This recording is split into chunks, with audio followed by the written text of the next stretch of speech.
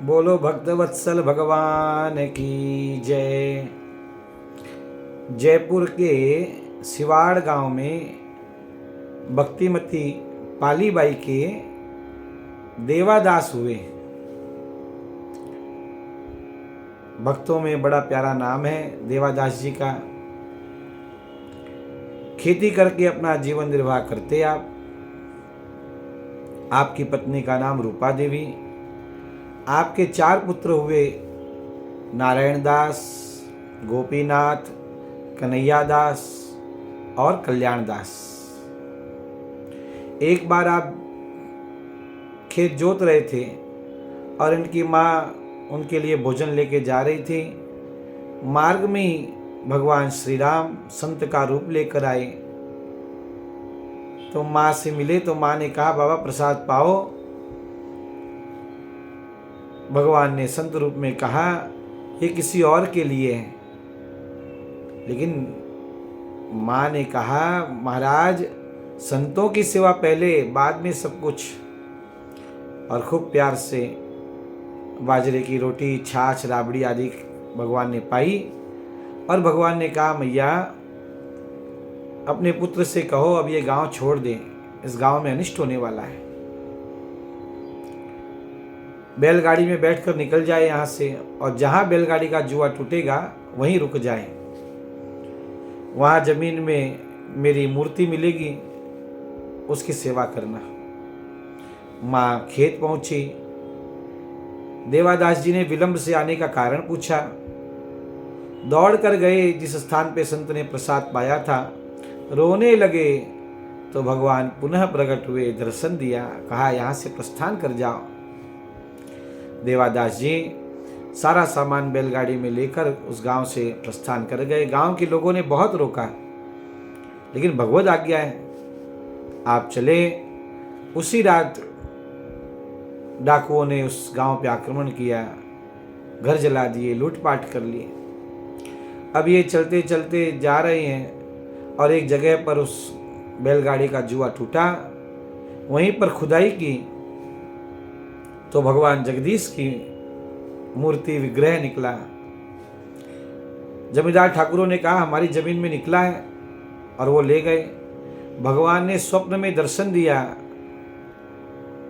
कि दे दो उसे, वो इनकी सेवा करेगा और तुम उनकी सेवा करो। और फिर वे ठाकुर भगवान जगदीश की मूर्ति लेकर आए। देवादास जी वहीं चबूतरे पर रख के सेवा करने लगे। पंडा नाम हो गया इनका। खूब भगवान की सेवा करते। भगवान को बाजरे की याद आई तो एक मुट्ठी बाजरा देवादास जी को दिया और बोला, बो दो। और उन्होंने खेत में बोया और खूब बाजरा हुआ। भगवान ने कहा, इसे भंडार में भर दो और नीचे से छेद वहां करके वहां से निकालते, और एक अक्षय पात्र है अभी ये, इससे बाजरा निकलता ही रहेगा। और खूब मेरी सेवा करो और मंदिर बनवाओ। ऐसा ही हुआ। खूब मजदूरी करने लगे। सायंकाल के समय सबको बाजरा दिया जाता। जितने मजदूर काम करते, जाते समय एक मजदूर कम होता। देवादास जी के ध्यान में आ गया, भगवान स्वयं सेवा कर रहे हैं, और भव्य भगवान का मंदिर तैयार हो गया। दिल्ली का बादशाह ख्वाजा पीर के दर्शन के लिए जा रहा है। मार्ग में ही इनकी सिद्धि सुनी। देवादास जी के पास आया और बोला, बताओ हमें क्या सिद्धि है तुम्हारे पास। उसने कहा, हमारे पास तो सेवा की सिद्धि है। वो माना नहीं। मंदिर तुड़वाने का प्रयास किया। समरिया राजपूत और कल्याणदास ने युद्ध किया। कल्याणदास वीर गति को प्राप्त हो गए।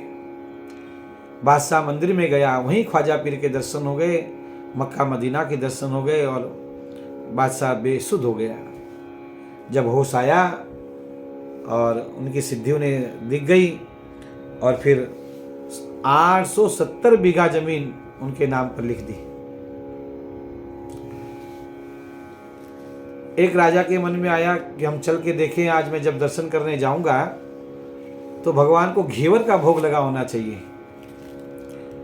तो भगवान ने इधर कहा कि घेवर का भोग लगाओ मुझे।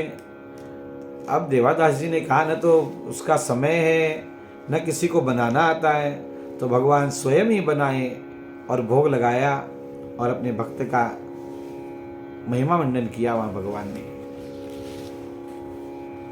पालीबाई के एक पुत्र को बच्चा नहीं था, तो भगवान बड़े लाडले थे इनके, तो भगवान से कहा, तो भगवान ने कहा तुलसी चंदन से उसके पेट पे लिख दो पुत्र हो जाएगा। तुलसी चंदन से लिखा पुत्र हो और पुत्र हो गया। बोलो भक्त वत्सल भगवान की जय। रानी के पुत्र नहीं है, तो रानी ने मन्नत मांगी और भगवान ने उनकी मन्नत पूरी की और खूब चमत्कार भगवान ने दिखाए। आज भी द्वादशी का मेला भरता है वहां पर, गुनौरे गांव, गुनौरे गाजे ऐसा कहा, पंडा गुनौरे गाजे। जिस स्थान पर ये रहे उस स्थान का नाम गुनौरा गांव। आज भी वहां पर खूब भगवान की जय जयकार होती है, खूब संतों का भंडारा होता है, खूब भगवान हम सबको भी खूब भक्ति प्रदान करे। ये गौनेर गांव में देवादास जी का चरित्र हम लोगों ने देखा। बोलो भक्तवत्सल भगवान की जय।